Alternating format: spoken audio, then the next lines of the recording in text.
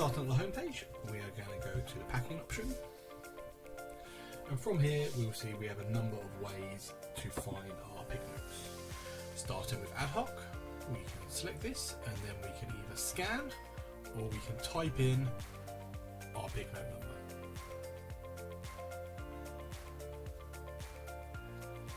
Coming back out from here, we also have the pack list.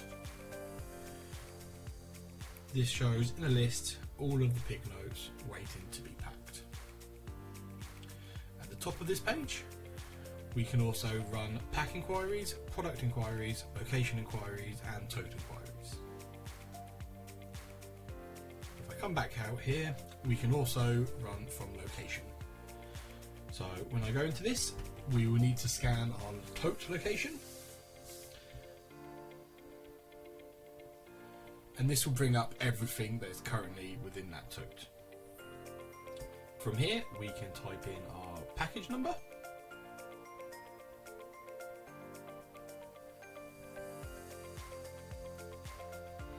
And we can start checking off the items.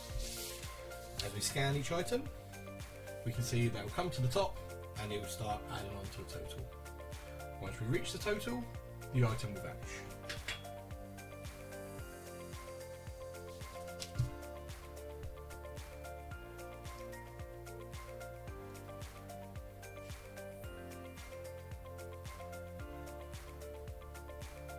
Once this is completed, it will take us to the beginning to start checking our next items. We can check what has been packed by running a pack inquiry.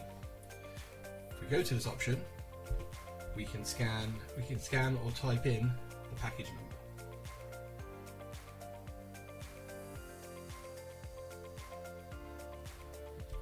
This will then show us everything that we have just packaged. It will show us the customer and the customer code it's for, as well as any weights, and give us the option to reprint the label. From the screen, we can also move products from one tote to another. So if we go into tote to tote, we can then scan or type in our original tote number. In this case, we have tote number 2.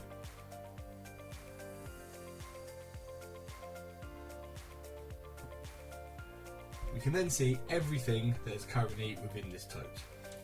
If we want to move it, we can type in or scan our new tote number and then start scanning the products across from one to the other.